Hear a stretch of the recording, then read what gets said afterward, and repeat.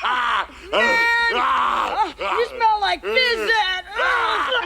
Lighthouse Lounge, and I want to report a murder. Wait a minute. Just hold on here. Is that you again, Lawrence? Sheriff, look. This time I'm telling you the truth. Welcome to the Shermer High Alumni Association. I'm Kristen. I'm Jeannine. And I'm Carol. And we rewatch movies from the 80s to determine, did that age well? This week's movie is The Goonies, a movie about fighting off predatory real estate developers by finding a 300-year-old pirate map in your attic. Join us as we rewind, rewatch, and remember the decade that shaped us.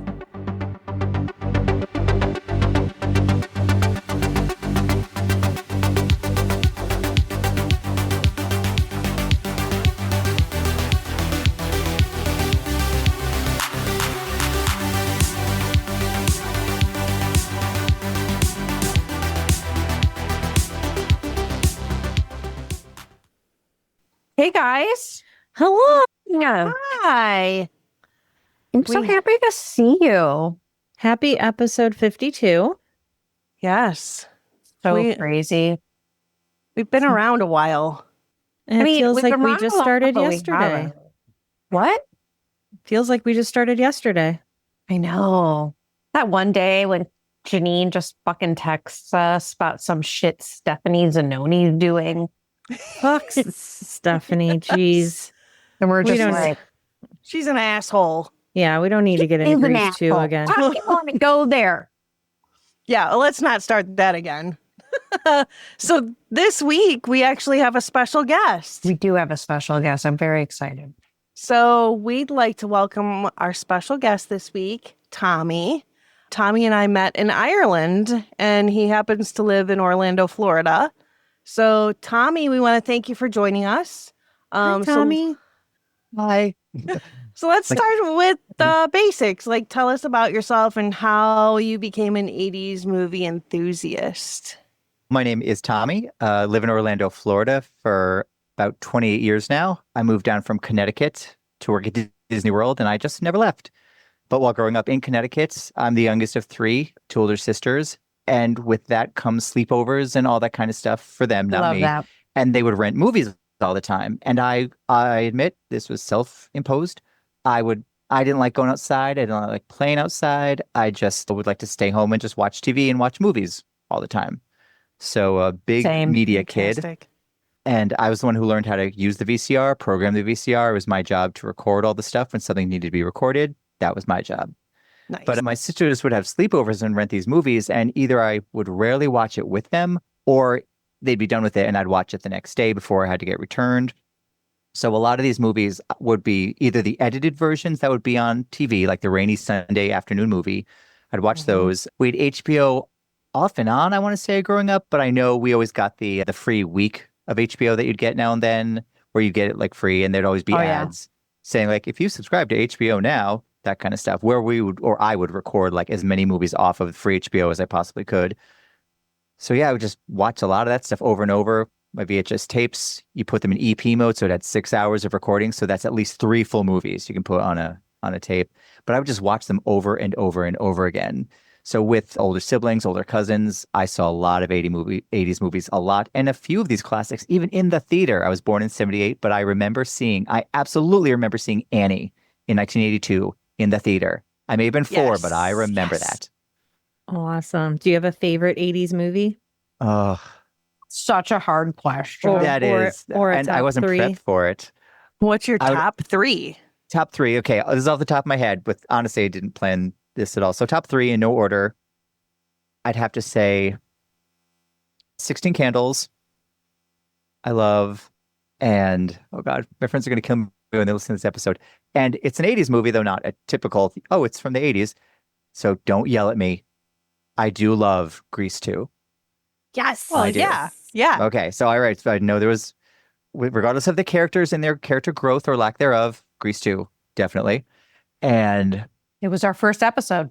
Yeah. We all love it. I know. We love it. We just think Stephanie Zannoni is an asshole. That's what I wasn't sure. Like I didn't know where this was going to go. So 16 Candles, Grease 2. And again, just for knowing that I could recite the whole movie for you, word for word, The Breakfast Club. Nice. 2 John Hughes, 2 Molly Ringwalds. But you mentioned Excellent. one to me before I told you that we already did it. Was Midnight Madness. Oh, okay. So Midnight Madness was, like I mentioned earlier, about those like Oh. rainy day movies. Like on TV, it's raining outside, so we're gonna stay home. Midnight Madness was, I seem to remember that always being on WTXX Channel 20 out of New York. And it was on HBO. So we must have had HBO for a while growing up. But I remember that and the whole, I'm sure I haven't listened to that episode yet because maybe sour grapes, I don't know. But the whole That's Faggot an Beefy thing, right? it's a Disney movie. Yeah, yep. Yeah. And it was Disney's answer to all the funny, sexy teen romp comedies of the time. It was their version of it. So, Love it. but no, so that one, the movie novelization of it, of Midnight Madness. So maybe, so there, top four. So Yeah. Grease Awesome. 2, Midnight Madness, Breakfast Club, and 16 Candles. Excellent selection. Fantastic. I love it. I think I was. So yeah, I moved from Connecticut to Florida. I've lived in Florida longer than I lived in Connecticut. So met my husband down here. We're married. We have a lovely house by SeaWorld. And our partner, Brian, all three of us together, we're just loving it and trying to stay dry in our rainstorms. And also, you guys are hot, just like we are, but we're always hot for longer. And we have constant wet. Yeah. It's constant humid. So even if it's sunny out, it's still humid all the time. Ugh. Yep. And we have hard No, water. thank I don't know if you guys have water softeners, if that's a thing or a problem for you guys. No. No, we So don't we have hard water. very hard water in California. Yeah, same in Very Florida. hard. Yeah, it's. So when it dries up, it turns white, like on your flower pots. You get that white ring. We just Ew. renovated our bathroom and I put up glass doors. I was very excited about my glass doors, not thinking about the fucking water. And Mhm. like 2 weeks later, it's just can't even White. see through it. Can't even Yep. see through it anymore. Damn it. Ugh. I guess we're lucky in Ohio. Yes. You guys have very good water. You guys have very good water. Like drink And it's the tap water. and it's the state where Glee was set. So yeah, It's true. It is true. true. It's true. So this week, I just can't believe we haven't done this movie already. Me neither. When I saw the list, I was like, "You haven't covered this?" There's so many movies where it's like, how have we not done that? Because I think we have Valley Girl coming up. I think that might be my next one or something. But I was like, how have we not done that already? Because we wanted to spread out all the awesomeness. We couldn't do it all at once. We have to put in things like Fire with Fire. Yes. The Goonies takes us to Astoria, Oregon, where a group of kids who live in the Goondocks are about to lose their homes to a country club developer. Mikey Walsh, played by Sean Astin, and his friends stumble upon an old treasure map in his family's attic, leaving him and his friends to the fortune of a pirate named One-Eyed Willy. They follow the map to a restaurant built right over a cave system full of booby traps, all while being chased by a family of crooks hiding out there. The Goonies make their way through the caves, dodging traps and finding a pirate ship buried underground. And that's a question about the beginning, not about your statement, just in general in the film. So Mikey and Brandon, their parents have lived there. His dad works at the museum and everything. Yeah. It always tickled me that when it gets brought up, hey, we should look in the attic to see if there's any rich stuff or whatever. Brand gets so excited by this idea, and Brand's the oldest. Yeah. And he has never thought of going into the attic. Like they both Ever. know they're not supposed to, but Brand gets so like, hey, what a great idea. Right. And then just leaves. Or she just left, but then just goes up into the attic. That was just always something that always caught my eye immediately. It's like, you've never been up there your whole life? Right. This is the first time you're thinking Yeah. of this? And so Mouth brought it up. Mouth was the one that mentions it. It's like, maybe we should go up. Sorry, it wasn't Mikey, it was Mouth. He was like, maybe we go up there. Maybe there's some rich stuff. And Brand gets excited. That's it. It And then was Mikey is Mouth. the one who's like, hey, you guys, we can't do that. Mom told us not to. But Brand is gung-ho on this. But like, Brand, you're like, what, 17 years old? 16, 17 years old? How did you never think to look in the attic ever your whole life? And your little brother is the voice of reason right now. No, Thanos. Oh, yeah. I agree. it's interesting that, like, right, because like Mouth and Chuck knew about it too, right? About the attic? Yeah. I would imagine so. And Data lives right next door, so they have to know that Well, it's Data there. definitely knew that they all knew it existed. Mhm. But they had to have gone through it before. I don't know. We could dissect that for hours. Mhm. And I'm trying to think, like while we're here, because I know we'll talk about. Yeah. There's no reason. Also, if you look at we'll get into more detail, but if you look at the house in the opening shot, there's no room for an attic in that house. No. Not at all. And again, I have story details that I will share later. There is no room for an attic in that house, especially where Bran's going to stand up mostly. No, ma'am. No, that doesn't. So you've been to that house? Mm-hmm. Twice. Have you gone into the house? Last time we went, we went twice, and do you want me to tell the story now? I can do that now. Yeah, okay. Absolutely. Okay. So we went to the house both times, and the second time, I believe it was this. So this would have been like 20 years ago at this point. We parked. You can go up a small stone driveway. It then splits, and Mikey and Data's house is to the left, and some other houses to the right. And there's a sign, because you used to be able to drive up there and park to visit the house, but where the driveway splits, there was a sign that said, "Please park here. Goonies on foot. Welcome," or something like that. So we went up. And the lady was out front in front of the house. The lady who owned the house was just raking, I believe, some stones and everything. Because there's actually no yard. What was put down for the film, that was all just like fake grass and not astroturf, but turf put down. Yep. So there never was any grass ever. They just put that there for the movie. And she was great. She was talking to us. And the mailbox is still there. Everything from the film is still there, or it's been repainted. At that time, Data's house was the same color blue. It looked no different. The only thing she had changed was the trim of the house. In the movie, it's like a deep red, like a burgundy maybe, or even a lighter red. But she had done it like a deep royal purple. But the house color itself was the same. But it looked no different. And she had actually bought the house. It was in foreclosure. And she got it for nothing, like next to nothing. Her kids loved the movie. So when she got the house, it was partially because she knew like they would love the house. And so it was in foreclosure. She even told us what she got it for, and it was nothing. And I don't know why that house was for sale, but she got it. And so she said, "You guys aren't the first people here." And she said, "You won't be the last at all. People from all over the world come." She said, "We've had Germany, China, people all over the world come to my house." And we asked her, because she was upkeeping it, and we said, "Why didn't you register this in a historic location or something like that?" And she said she absolutely didn't want to do that, because if your home becomes a historic landmark, you have to maintain it a very specific way. And she said, "I will gladly keep this house in the condition it's meant to be." She understands the fans' passion and everything. She changed the color of the trim, but who cares? But she said, if you go on the registry, you have to maintain your house, and you have to pay for it and everything. And she said, "I didn't want to do that, so I didn't do it." Yeah. And so she obviously didn't let us inside. We didn't even ask, but she said, "If you want to go up on the porch, you can look in the window and see inside." There had been some construction on the inside. I don't know if she did it or a previous owner, but you could see the layout. Some walls had been moved, but you could see what it used to be.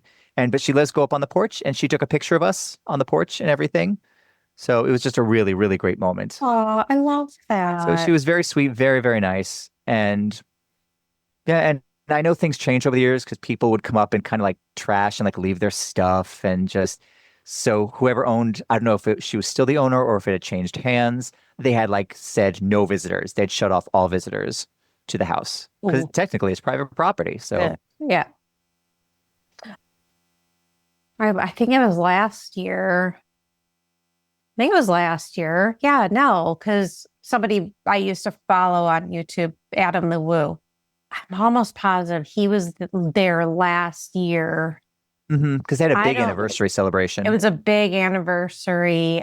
I do believe they all went in, but I don't think an owner was mentioned, honestly, now that I'm thinking about it. I don't think they were. Because one of the celebrations for the anniversary was like a 3 or 4 day convention. Yes. And there a whole thing. And everything. Downtown. Yeah. There's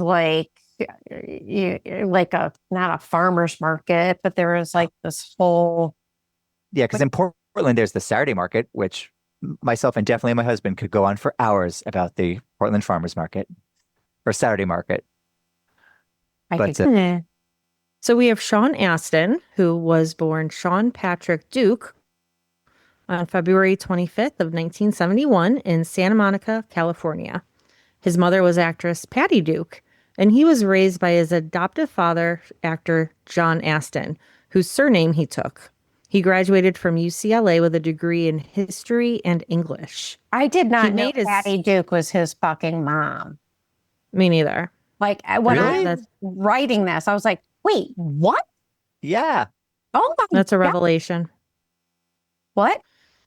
That is a revelation. I also did not know that. I hadn't, I was 3 days ago, years old when I found that out. That was like, Me too. I love me some Sean Astin.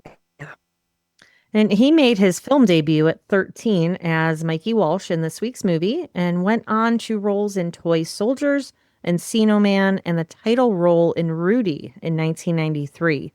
His most recognized work came in the early 2000s with his portrayal of Samwise Gamgee in Peter Jackson's Lord of the Rings trilogy, for which he won a Screen Actors Guild Award as part of the ensemble cast. He also directed and co-produced the short film Kangaroo Court in 1994, which received an Academy Award nomination for Best Live Action Short Film. On television, he played Bob Newby in the second season of Stranger Things in 2017 and has voiced Raphael in the Nickelodeon Teenage Mutant Ninja Turtle series. In 2024, he made his Broadway debut in Elf the Musical. He was elected president of the SAG-AFTRA in 2025, and he is married to former model and film producer Christine Harrell. They have 3 children, and he plays Mikey Walsh in this film. Nice.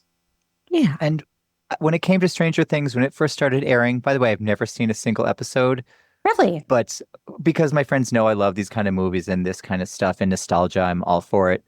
The amount of people at work who are like, have you seen Stranger Things? Do you know this? Because I know you love the Goonies. Have you seen Stranger Things? And I was like, no. So after the first like 2 or 3 people, I'm just like, no, I haven't, but thank you. That's cool. Like, again, it's always wonderful to be thought of.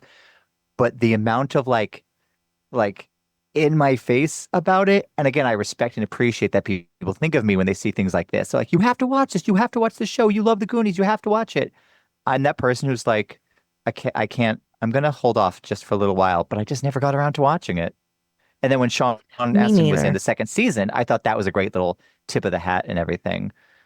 And I'll get around to it, but I loved all my friends, their passion for it. And I respect that. I may not have seen a single episode, but I know who most of the characters are. And I appreciate everything that the series brought and the fact that it brought the song Never Ending Story back into popularity. Oh my God, right? True.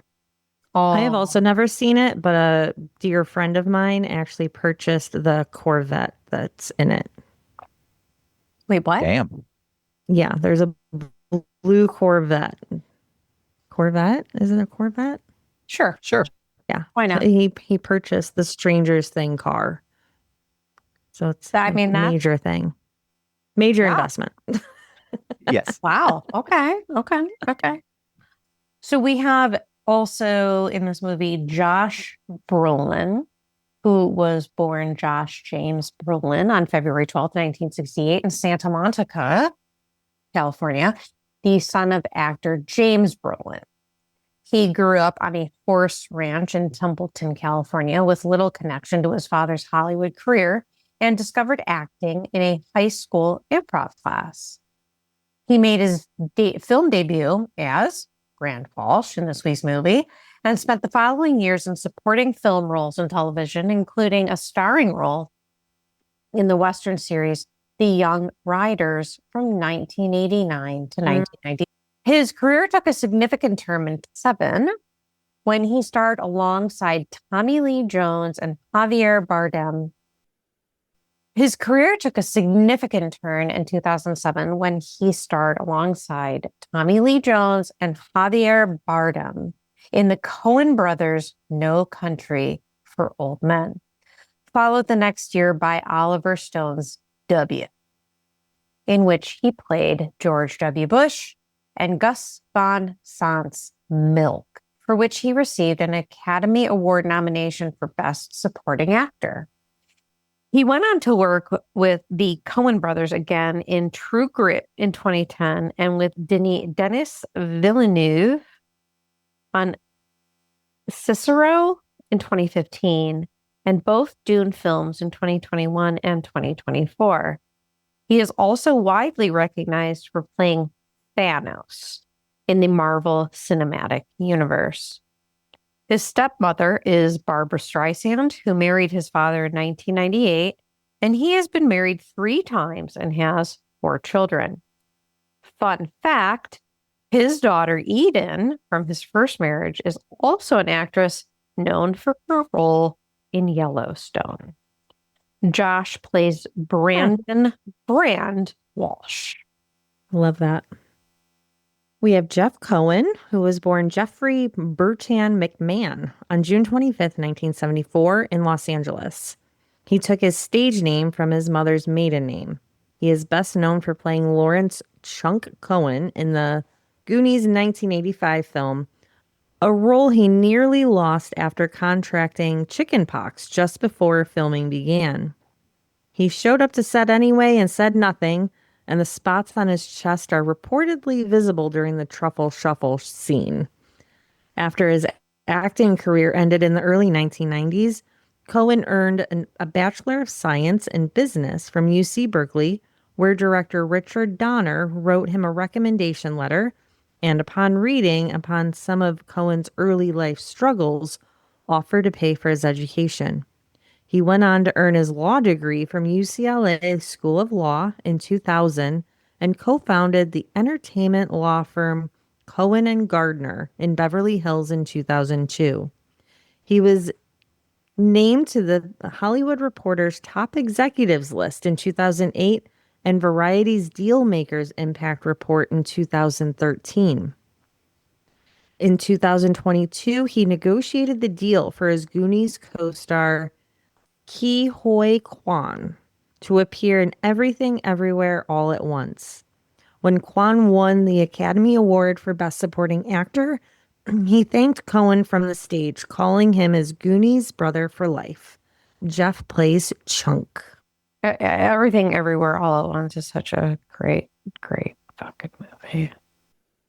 Corey Scott Feldman was born on July 16th, 1971 in the Reseda neighborhood of Los Angeles. He began his career at age 3 in a McDonald's commercial and was appearing in television series by the late 1970s with a regular role on the sitcom The Bad News Bears and guest spots on Mork and Mindy and 8 is Enough. How cool is that? Yeah. Like, seriously. He's I'm working sorry. like that. Good That's God. work. Like, Oh, no, but- fuck, that's cool. And the Bad News Bears TV show, I don't think lasted very long. It didn't. He voiced young Copper in Disney's The Fox and the Hound in 1981 before a string of prominent film roles that included Friday the 13th, The Final Chapter, Gremlins, The Goonies, and Stand By Me, all between 1984 and 1986. He's a busy boy. Yep, and he did star in Friday the 13th, The Final Chapter, and his character of Tommy Jarvis as a 12-year-old was supposed to come back in Friday the 13th, A New Beginning. But he was a little busy filming a little movie called The Goonies. That's why he only is in the beginning of A New Beginning, because it was supposed to be him. And so he did a remote filming of him in the rain. I believe he was in like the director. He was in someone's backyard with like a hose raining down on him. That's why you only see him in the very beginning of a Friday the 13th, A New Beginning. And then when he wakes up, it's a dream. And now we meet like late teens, early 20s Tommy Jarvis. That's why it's a different actor, and he's older now. My God. Well, you're just a Because wealth of information. I did not know that. That's Feldman awesome. was a little busy doing some Goonies. Huh. Okay. He met Corey Haim on the set of The Lost Boys in 1987, and the two became known collectively as the Two Coreys, going on to appear together in License to Drive and Dream a Little Dream. He also voiced Donatello in the original Teenage Mutant Ninja Turtles film in 1990. Both Feldman and Haim experienced career personal difficulties through the 90s related to drug use. They reunited for the A&E reality series The Two Coreys in 2007. Haim passed away in 2010 following a long battle with addiction. Feldman has been an outspoken advocate on the issue of child sexual abuse in the entertainment industry, identifying himself as a survivor. He has been married 3 times and has one son, Zen, born in 2004. I don't remember. Carol, did you watch the 2 Corys? It had I 2 think I did. seasons. It had 2 seasons. Oh, Yeah. It did? this 2 seasons? No, that looks familiar. Was it on Bravo? No, it wasn't on Bravo. Because it's on, because there's the unauthorized story about them on, I think it was when Lifetime went into that huge big thing of like the unauthorized behind the scenes of Clueless and 90210 and Saved by the Bell. Yeah. And everything. There was one about the 2 Corys, and it's on either like Hulu or Pluto TV, like one of those, the free apps. I want to say it's on like Pluto TV or something like that. But regarding Corey Feldman and his choices of films into the 90s, he did a movie that I watched on HBO again all the time, recorded it, and just watched it on repeat. The sequel to the classic Rock and Roll High School. The sequel was called Rock and Roll High School Forever in 1991. Holy. You can watch Huh. it. Yeah. You can watch it for free on YouTube with ads, and it is like a legit posting of the film, and also on Roku for free with ads. Oh my God. So, yeah, Rock and Wait, Roll I High have to School write Forever. that down because I'm going to forget that. Hold on. And he plays the leader of a band in Rock and Roll High School, and he's the leader of the band. And the only female in his group, I can't remember the actress's name, but she's the same actress who plays Molly Ringwald's best friend in 16 Candles. The one who still doesn't look like she should be in Ooh. high school, even in 1985 Yeah. or 84. Mhm. So yeah, she's still in high school in 1991. Still doesn't look like a high schooler, but she looks pretty 1991. badass. That's a stretch. That's a stretch. Yeah, but her character's name in Rock and Roll High School Forever is Stella. But yeah, so it's free on YouTube and Roku. Rock and Roll High School Forever. That's fantastic. That's fantastic. Oh. We also have Ki Hoi Kwan, who was born in Saigon, South Vietnam, on August 20th, 1971, into a family of Chinese descent with 8 siblings. Oof. 3 years after the fall of Saigon, he and his family fled Vietnam. He and his father and 5 siblings went to Hong Kong, while his mother and 3 other siblings went to Malaysia. After spending time in a refugee camp, the family was admitted to the United States through the Refugee Admissions Program in 1979 and settled here in California. He became a child actor at 13 when a casting director visited his younger brother's school, and Kwan ended up getting the part instead, landing the role of Short Round in Indiana Jones and the Temple of Doom in 1984. The following year, he played Richard Data Wang in The Goonies. He continued working in film and television through the early 1990s before stepping away from acting entirely, finding it increasingly difficult to find roles as an adult Asian American actor. He enrolled in the film program at USC, worked as a stunt choreographer and assistant director, and stayed largely behind the camera for nearly 2 decades. He returned to acting in 2021 and the following year starred in Everything Everywhere All at Once, for which he won the Academy Award for Best Supporting Actor, the Golden Globe, and a Saturn Award. He is the first Vietnam-born actor to win an Academy Award. Kwan publicly thanked Jeff Cohen from the stage during his acceptance speech. He has since appeared in season 2 of Loki on Disney Plus and voiced Gary DeSnake in Zootopia 2 in 2025. He is married to Echo Kwan, and he plays Data in this film. Are you a PJ girly like me? I love a good PJ. I completely embody lazy girl weekends and am very particular about my cozy clothes. That's probably why I own 3 of Cozy Earth's bamboo sleep dresses. These sleep dresses are buttery soft, breathable, and most importantly, for those of a certain age, moisture wicking. I work in travel and find myself on flights quite often. Cozy Earth's bamboo jogger set is also made of that same soft, breathable, moisture-wicking material and is the perfect travel day ensemble. Cozy Earth's products are a favorite among celebrities. For 7 consecutive years, Oprah included Cozy Earth on her favorite things list. And the brand has been featured on Good Morning America, InStyle, and Better Homes and Gardens. Customers echo this love with thousands of 5-star reviews. With free shipping on orders over $100, a 100-night sleep trial, and a 10-year warranty, Cozy Earth will bring lasting luxury and comfort into your home. Visit cozyearth.com and use code SHAW Podcast, SHAA Podcast at checkout and get 30% off your first order. By doing this, you help us earn a commission that supports us and the show. Miss Martha Plimpton was born Martha Campbell Carradine on November 16th, 1970 in New York City. Her father is actor Keith Carradine and her mother is actress Shelley Plimpton, who met while both performing in the original Broadway production of Hair. And they are both on the original cast recording. Her paternal grandfather is actor John Carradine, making her part of one of Hollywood's most established acting families.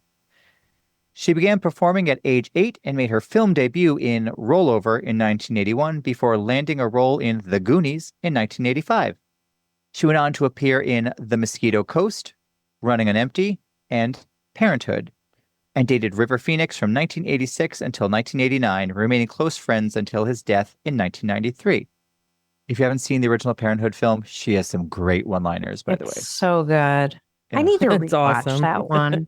I need to I think it's on our list. No? It's a 90s movie.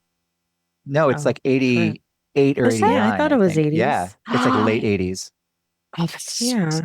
I saw it in the theater with my family. We know what episode Tommy's coming back for. But I don't know that one as well. I don't we either. have it I on our gotta watch list. It's on our list, August of 89. Just not scheduled.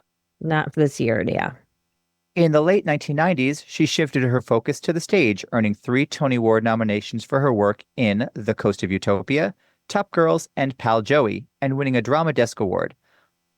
Let me try that again. In the late 1990s, she shifted her focus to the stage, earning 3 Tony Award nominations for her work in The Coast of Utopia, Top Girls, and Pal Joey, and winning a Drama Desk Award. On television, she won a Primetime Emmy for her guest role as attorney Patty on The Good Wife, a show I've just recently gotten into. I got it. Oh my God. We just Yes. finished The Good Wife 2 days ago. I'm slowly getting into it now, so This can't wait to is- meet her. God, I love Patty Nylam from The Good Wife. She's so fucking awesome. Anyway, go on. So good. on television, she won a Primetime Emmy for her guest role as attorney Patty Nylam on The Good Wife and received an Emmy nomination for her lead role as Virginia Chance on the Fox sitcom. I said that's so gross. On television, she won a Primetime Emmy for her guest role as attorney Patty Nylam on The Good Wife and received an Emmy nomination for her lead role as Virginia Chase on the Fox sitcom Raising Hope, which ran from 2010 to 2014. She voiced Yelena in Frozen 2 in 2019 and appeared in the acclaimed drama Mass in 2021. Fun fact, Martha's uncle was Robert Carradine, who played Lewis in Revenge of the Nerds, a movie we all love. Rest in R.I.P.. peace. Robert Carradine. All those Carradine boys. Oh my God. Trouble. They're all trouble. Oh my God. Martha plays Steph. And going back to the shoot Raising Hope, that's another one. Did you guys ever see Raising Hope? Oh my God. Yeah, And absolutely the- watch that. Yes. Where she made the joke about, oh, those kid actors, they do some Steven Spielberg movie, then blah, blah, blah. I was like, yes. Yes. You love when they do the callback, Yep. right? Yep. Yeah, absolutely. Wink, wink, nudge. I'm coming. Hold on. Okay, are you?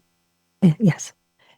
And we have Carrie Green, who was born on January 14th, 1967 in Fort Lee, New Jersey, and grew up in Woodcliff Lake. In 1984, instead of going to summer camp, she spent her summer auditioning for film roles in New York City, which led to her being cast in this week's movie. She was a real-life high school cheerleader at the time, which made the casting a natural fit. That same year, she appeared in Summer Rental alongside John Candy, and the following year, she starred in Lucas opposite Corey Haim and Charlie Sheen. Love that movie. Yeah. A role that earned her a Young Artist Award nomination. After Three for the Road in 1987, she stepped back from acting to attend Vassar College, where she graduated cum laude with a Bachelor of Fine Arts. She returned to the screen sporadically throughout the 90s, and in 1996 co-founded the film production company Independent Women Artists with Bonnie Dickinson. She co-wrote and directed the film Belly Fruit in 1999 to critical acclaim. She has 2 children and lives in LA. She plays Andy in this film.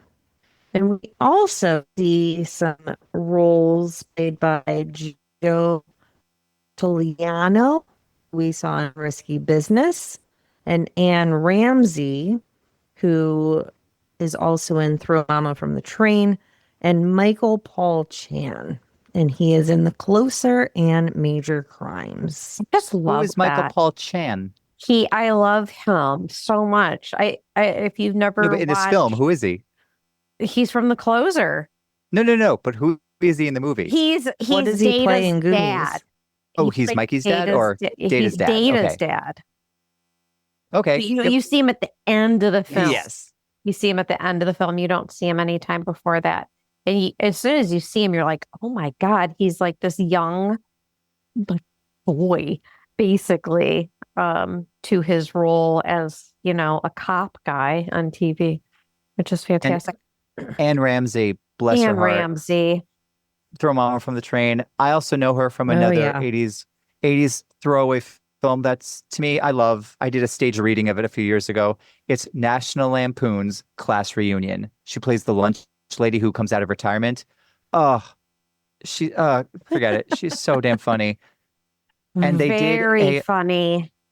And they did a script reading of this film for during COVID when everyone was doing their online, script readings and stuff to earn money. Celebrities are doing it for money for charities.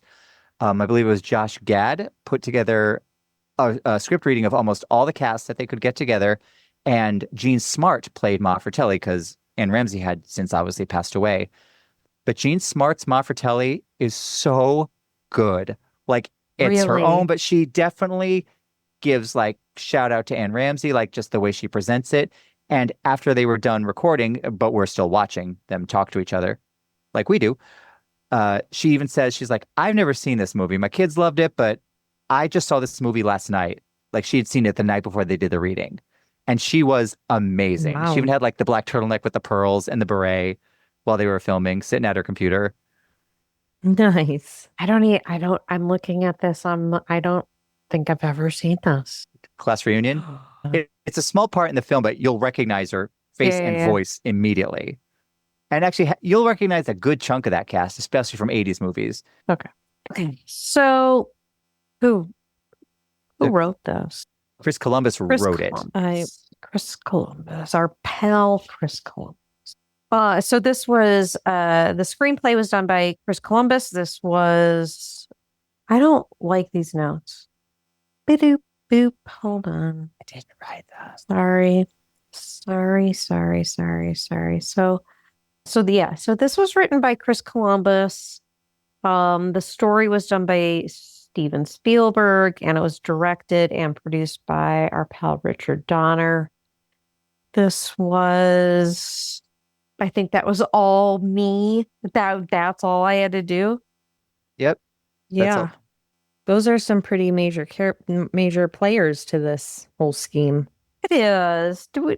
Is this our first Christopher Columbus? No. What did can't we be. do? Mm-mm. Gremlins. Didn't he do He did Gremlins. Adventures in Babysitting? Motherfucker. Yeah, he did. Yeah, he did. So angry at him. I'm Yeah, so wow. That's another Don't even movie get- I could go on for hours about. Don't even get me fucking started on adventures in babysitting. Don't even I get haven't me listened to that episode yet. Dare I? started. Oh, you need to. Oh, it is the most racist movie I have seen of 80s movies. I'll find a few more. I Oh can- no, 100. But of Don't the worry. 50 episodes we've done Oh, so okay. far, Okay. Fair enough. Gotcha. it is hands down. And then he did blah, blah, blah, Home Alone, Mm-hmm. Chris Columbus. which Yep. is not an 80s movie. It's 89, 90, but you are right. But yeah, It's it's 90. cusping it. Yeah. But yeah, he, for the 80s movies we've done already, he did do Adventures in Babysitting and Gremlins. And I believe he directed, because it was so weird, that he directed Rent, like An 80s the musical movie? Rent. No, it wasn't. I'm just saying that Chris Columbus, famous for Adventures in Babysitting, Home Alone, and these kind of things. Yeah, he directed the 2005 movie version of Rent, the musical, Wow. which everyone was like, why is Chris Columbus doing this? Why is he doing it? So this was released June 7th of 1985 and rated PG. It had a budget of 19 million, which I can totally see that. Hold on, let me Absolutely. think about that. Okay, yeah. Okay, yeah. Because that whole sound stage, just that sound stage alone. Yeah. Yeah. And the box office brought in, drum roll, 65 million, which that's respectable. And the Warner Brothers released this to 1,705 theaters on opening weekend. On February 14th of 2025, a sequel was confirmed to be in the works with Patsy Is that true? That's not Poncheroli. true. Is that true? I did multiple researches on it, and it seems to still be true. Tommy, is I it mean, true? I want it to be. Like, I've seen like script treatments and everything like that were legit submitted for it, because they're dealing with there's no more Ma Fratelli anymore. There was all this stuff they had to work around. And I've seen other storylines, and I've seen actual script pages from the other ideas being thrown around, but who knows? But I know that as far as I know or recall or pretend to recall, they're all on board. Like, everyone involved Yeah. have said yes, they would be a part of it if it happens. Yeah, there were multiple proposals before, like I think in 2022, and then in like around 2015, but those didn't go through. But it appears this one is still going through. Okay. That's what my research found. And so Potsy would be writing the script along with Steven Spielberg and Chris Columbus producing. And the principal photography on the Goonies began on October 22nd, 1984, and that lasted 5 months. Some of the on-location filming was done in Astoria, Oregon.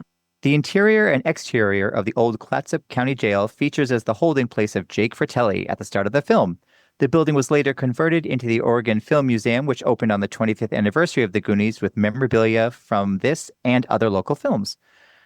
The museum where Mikey's father works is, in reality, the Captain George Flavel House Museum. The Walsh family home is a real home on the eastern end of the town at 368 38th Street. The scenes along the coast were filmed in Oregon, but they were a considerable distance from Astoria. The Goonies bicycle to Ecola State Park, in reality Cannon Beach, over 26 miles south of Astoria, and then find the starting location of the map using Haystack Rock as a guide. So having been there, I assure you, these are not near each other at all. So when Chunk is complaining about having to bike from Mikey's house to where they end up, where the map tells them to go, Yeah. Chunk has every right to complain. It's long. It's even in a car. It's a long drive. So good on Chunk for confirming. Underground scenes were filmed at Warner Brothers Studios in Burbank, California, including the cavernous set where the Goonies find One-Eyed Willy's ship, which was on stage 16, one of the largest sound stages in the United States. The final scene, however, was shot at Goat Rock State Beach in Sonoma County, California. Oh, fun. They don't still have this set up, do they? When they filmed, because when they're in the water, they flooded that whole thing. So when they're in water, they're in a sound studio, and they really flooded the whole thing. The ship was built to scale. That is a real ship. And they ended up dismantling it, as far as I know, because they were hoping to either donate it or have someone want to take it on. Does that make sense? Like either like make it part of a kids museum or like a playground or something like that. But just because of the scale, they couldn't do anything with it. Dang. And their reaction in the movie when they land in the water and turn around to look at the ship, that is the actors' first time seeing this ship. Oh, wow. Okay. Though Corey really? Feldman has a story about them him and one other person sneaking onto set to see it before the filming, before the actual moment. But that's whatever. It's Feldman, so who knows? But yeah, the bulk of their responses are totally legit and seeing that boat Natural. for the very first time. I did read about that, and I thought that was pretty cool. I believe it's on the Blu-ray, but anyone who has the DVD, I don't know why you'd have the DVD and not do what I'm about to mention. Watch it with the commentary because it's all the kids came back to record the commentary. And it's a video like picture in picture. So every now and then the picture then will pop up sitting at the table watching the movie. It's really, really neat, along with Donner. Really? Yep. Nice. I'm going to get that out of the library. Come on, What library. deal is getting DVDs out of the library now? What Or other for- fun facts do you have for us, Tommy? Oh, I got tons. And a lot of them I learned either over the years through reading articles and everything, even before online, before when the internet was still dial-up. But a lot of this information is on. Definitely watch the commentary because it's just fun to hear them bicker with each other again about memories while filming things. The town where it's filmed, like the notes mentioned that other movies were filmed there, like Short Circuit, Kindergarten Cop. And when you drive around the town, you'll recognize these. They haven't really changed much of the facades because they know these are beloved films. When we went the first time, it was just me and Jason. We went to the city hall, town hall, city hall, and they had a map of the location. It was just a piece of paper. Again, this was long before we didn't all have smartphones and everything. And just a piece of paper they'd give you and told you where movie sets were or movie houses were. At that time, again, most of the owners would be like, they expected people to either stop and take a picture or something like that. But still, it was known that you would respect their privacy or respect their property. So the town is very welcoming. It's very small. The main way to get into Astoria, at the beginning of the film, when the cops blow by the housekeeper, Rosalita, when they blow by Rosalita and she's in the middle of the road and she's freaking out with the umbrella. Yeah. Yeah. That's like the main road into Astoria. And that's also right where a scene that was deleted from the film where Mikey and the boys go into a snack shop and they get some stuff for their journey and they run into Troy. She's standing right outside of that shop. And right now it's a tea shop, but back then it was like a general store when they filmed it. Huh. And actually, I don't know what it is now. Like 15 plus years ago, it was a tea shop. And that's why when they hold up the map, when you see the famous shot of all of them looking at the map, the top of it is burned is not because of its old age or anything. In the deleted scene, Troy lights the end of it on fire like he's smoking a joint, I believe, or something like that. But I know Troy lights it on fire. That's why it's burned. Troy. I can't We wait hate to Troy. talk about Troy. That big old girl. Mm. We'll get there. Don't worry. Other fun facts. The town's very small. Astoria is not big at all. They filmed all these movies there. And it was described to me, though I can't remember how in the hell they got all these like filming trucks and everything through the town. Because the roads are really tiny. It's a cliffside sort of community. So you can see it in the film. I don't need to tell you. When they show the shot of like Mikey's house, then over the water, Yeah. you can see the whole town. Who the hell wants to build a golf course there? Right. There is no reason to build a golf course there at all. None. No. The Goondocks reminded me of Popeye Village. Should we get into it? Let's do this. I'm ready. Yep.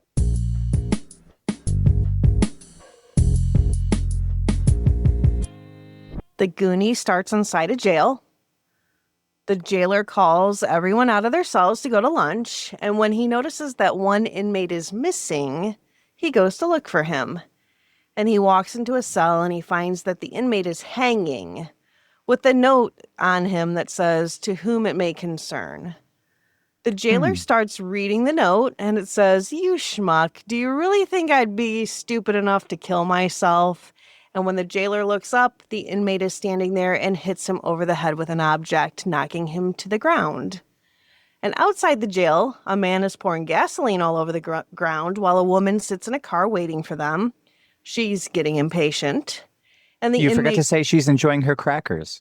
she is enjoying crackers. I'm sorry. So she's impatient, but she's also enjoying crackers. Thank you. The inmate runs outside and he tries to get into the car, but the door is locked, so he ends up jumping in through the sunroof. And the prison guards run outside and they start shooting at the car, but the gasoline on the ground catches fire, slowing them down. And the car speeds away and a police chase begins. So we cut to a group of cheerleaders who are now practicing on a football field. The police chase speeds right past them. And then we see Mouth, who is watching the police chase on TV while his dad is fixing a sink. The chase is still going, and we see a girl with her head in, I don't know what that is, a water tank?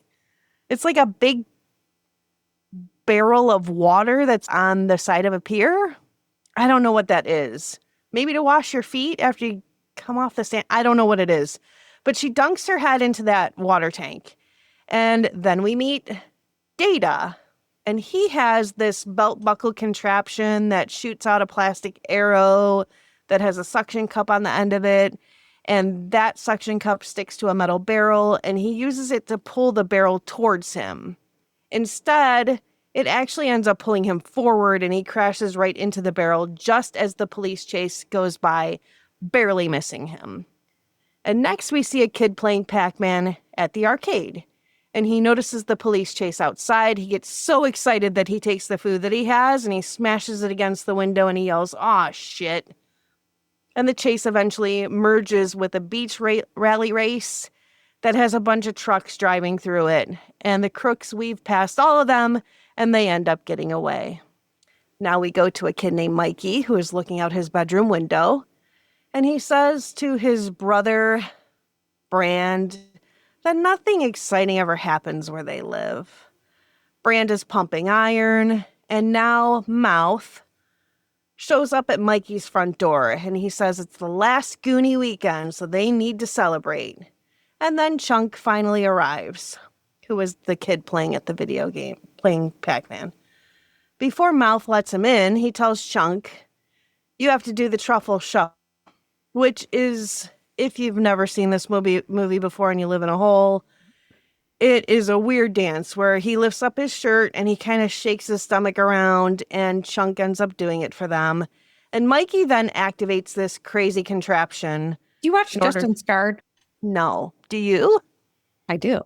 He was like She's just taking a poll. He was like Adam the Woo's friend, but he does a lot. He does a lot of things that I think you would like, Jeannine. But they were just in Astoria. I think I might have mentioned this earlier. Oh, yeah. But they were at that house, and he actually was like, "Yeah, a few minutes ago, blah, blah, blah, had me do the truffle shuffle. I'm not going to put that on camera. Nobody deserves to see that." It was just funny. You should check him out, though. I think I had mentioned before that when we visited the house, there is no lawn. Like, there's no room for a lawn. It's all just gravel. So the movie put down all that sod. So all that whole contraption, I can't remember what that's called. It has a name, that kind of contraption, like in Pee-wee's Big Adventure, same idea. Yeah. But people are probably yelling it right now. So yeah, it happens. And then he does is that fat shaming nowadays that would be considered? Yeah, probably. Because they don't make anybody else do it. Yeah, No. I think so. I think it is, Tommy. Yeah, a little bit. It's fine. He lost a lot of weight and he's a lawyer now. Haha. Yeah. So in your face. Yeah, highly successful dude. Yes. So anyway, going on. So Mikey activates this contraption that ultimately is going to let Chunk in. So a bowling ball rolls down a ramp. It ends up in a bucket, which falls to the ground. And then it turns onto this fireplace blower, if anybody remembers those. The blower inflates a balloon until it pops, which scares a live chicken into laying an egg. The egg lands on a piece of wood, which flips another board with a shoe attached to the end of it. That shoe kicks a football through a goal, which turns on a sprinkler, and the sprinkler spins a pulley that finally pulls the gate open, and it lets Chunk in. I love a good Contraption. What is it? Rube Goldberg? Rube Goldberg? Yeah, that sounds right. That's it. And the fireplace thing is called a bellow. Oh, I'm so sorry. The No. bellow. I was just like, what the hell is the name of it? Yep, bellow. Okay. So Chunk tells everyone about the police chase, but no one believes him because he's known for making up tall tales. Then we see Data riding in on a zip line while the James Bond theme is playing, and he ends up crashing right through the screen door into Mikey's house. Chunk grabs a statue of David to keep it from breaking, and at first it looks like he saved it, but when he sets it back down on the table, it falls over and the wiener breaks off of it. And Data asks the guys if they've ever heard of Detroit. Mouth responds with, "That's where Motown started, and it also has the highest murder rate in the country." And Data tells them that's where he's going to have to move because they're losing their house tomorrow. Mikey says it won't happen because his dad is going to figure everything out. And a little later, Mikey and Fran's mom comes home and introduces everyone to Rosalita, who's there to help them pack. The only problem is that she doesn't speak any English, and Mouth says he can communicate with her perfectly. Instead of helping, though, he tells Rosalita in Spanish that the marijuana goes in the top drawer, the cocaine and the speed go in the second drawer, and the heroin goes in the bottom one.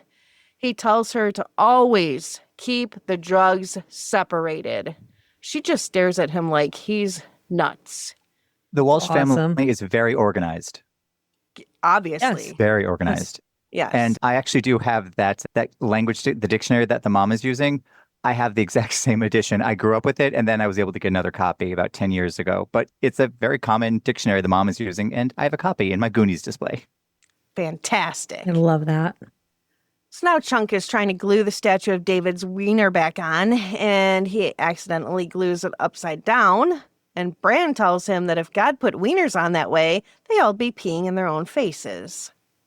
Mrs. Walsh tells Rosalita not to go up into the attic, but Mouth translate that into Spanish and says, "Never go up there. It's filled with Mr. Walsh's sexual torture devices."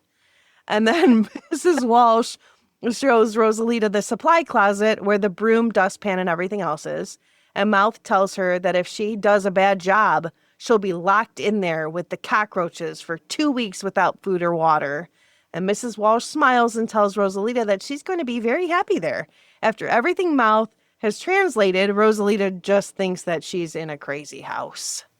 Next time you watch that scene, when he's translating sin agua y sin comida, when he's telling her all that incorrectly, watch Mikey's mom in the background because she's just half-assedly moving things around, and she picks up looks like a toothpaste tube or something, because when she asks Rosalita if she understands everything, and she goes, "Okay, Rosalita, okay," look at her hand, and she's pointing with her finger. It's covered in white, looks like caulk or something like that. Like she held something that got all over her hand. She's like, "Okay, you're going to be very happy here," as she's pointing to her, not at her. Yeah, her hand's filthy. Maybe she's just got toothpaste all over her hand. That's what I'm saying. You can see her pick something up, look at it, and put it down. And just watch mom in the background next time. Okay, gotcha.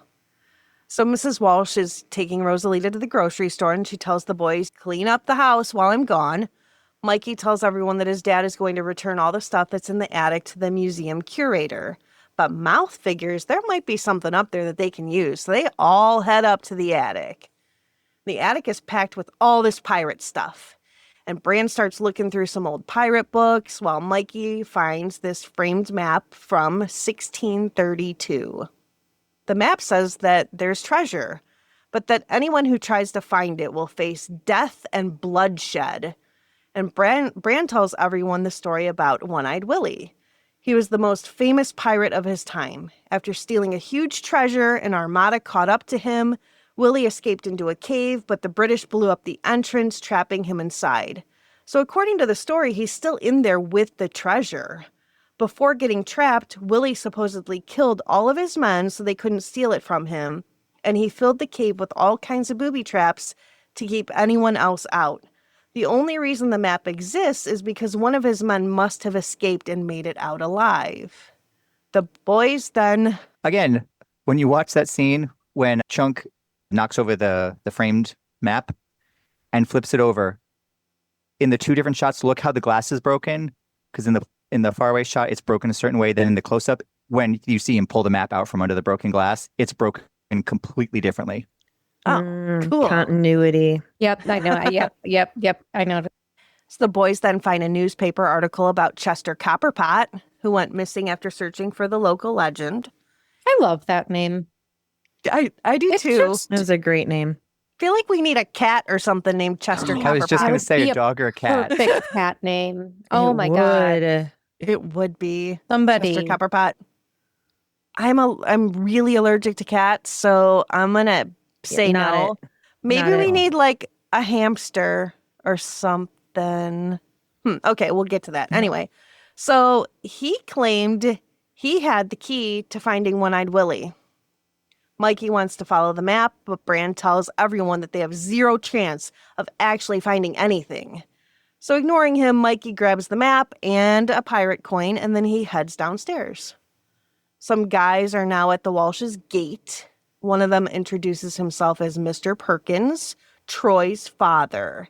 He has some papers for Mr. Walsh to look over and sign. They're buying up all the houses so that they can build a country club.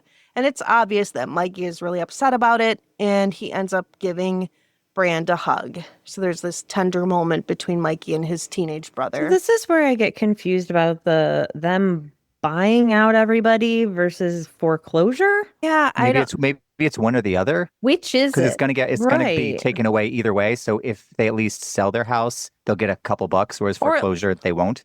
At They'll have least bad it credit. sounded to me like maybe Data's parents got foreclosed, but Mikey's parents are just leaving because they don't have enough money to remain there. I don't know. I'm confused. and- Like, if it's your That property, is a little you don't weird, have yeah. to take an offer from someone unless it's an offer you can't refuse. And then it's like, okay, Right. yeah, sure, take it. I'll go buy something better. But it's like they Listen, use this weird. is a kid's movie. We're not supposed to be asking any this- questions. Hey, it was the This is the 80s. Anything whole goes. It's the point 80s. of our podcast is to is to rip these overanalyze this. apart. Exactly. So what Yes. is it? And I don't- like I said, this ain't going to be any kind of country club. Nobody will go to this country club in this location. I don't care how well you build it. This is a horrible location for a country club. Geographically speaking, Good it's input. terrible. Yep. But later in the movie, there already is a country club, so they expanding on the country club. They're Right. building a new one. Aren't they Of already course. hanging out at Are one? they going to have multiple country clubs in Astoria? Right. They're Town's going to not take big enough for them. They're Yeah, gonna take it just- people's The story is like houses. this big. Yeah, I don't get it. It's monopolization. So anyway, he has some papers that he wants Mr. Walsh to look over and sign. But Mikey wishes that he could find One-Eyed Willy's treasure so that he could use the money to pay off his dad's bills. Then they could all just stay there. So now the famous Cyndi Lauper's Good Enough is playing. I actually don't think it's called Good Enough. No. So it came up on my randomly. I don't know how Apple Music even knew that I was doing this movie, but it came up on Apple Music on my phone, but it came up as the Goonies something theme. And I was Well, like, didn't she do it for this? yeah, but I think the name of the song is Good Enough. But for some reason on Apple Music, Ta-da. is it I'm right, Tommy, on, what's it I'm right on called on top the of that, album? Rose. The song is called The Goonies Are, like Toys R Us, The Goonies Are Good Enough. okay? So it came up Performed by on Cyndi mine. Lauper. It came up on mine as The Goonies Are, and I was like, I thought the song There was you called go. Good Enough. So Yeah, anyway, Goonies Are Good Enough. okay. Nice. So Cyndi Lauper's Goonies Are Good Enough is now playing. Mikey shows the map to Mouth, Chunk, and Data, and he points things out on it.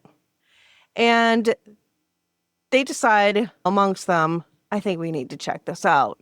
So they take that springy exercise thing that Brand is using. It's like a stretchy thing to like stretch your muscles.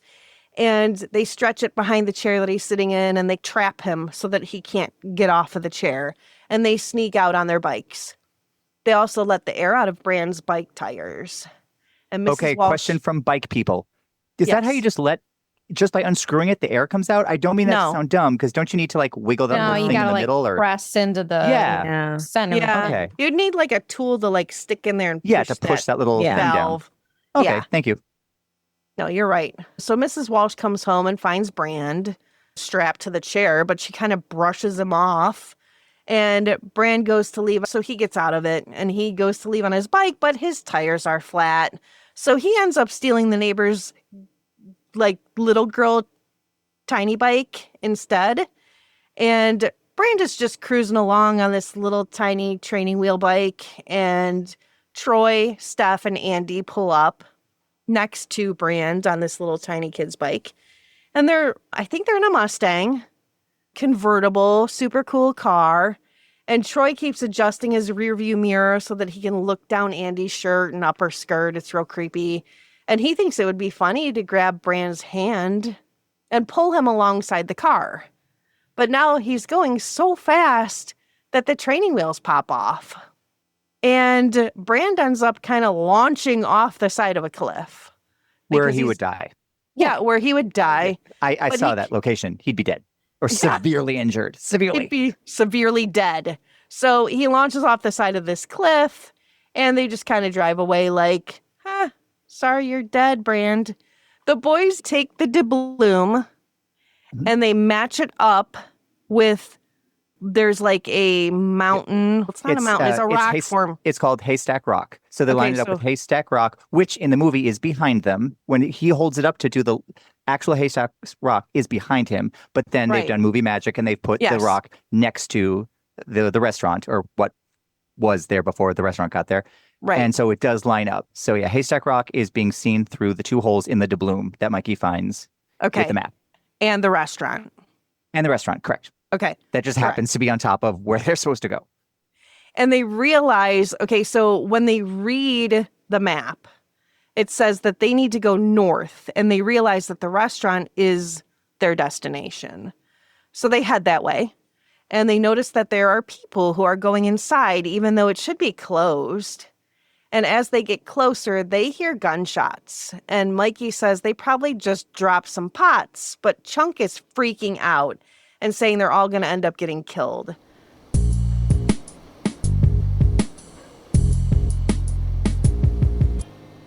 And that's where we are going to stop for today.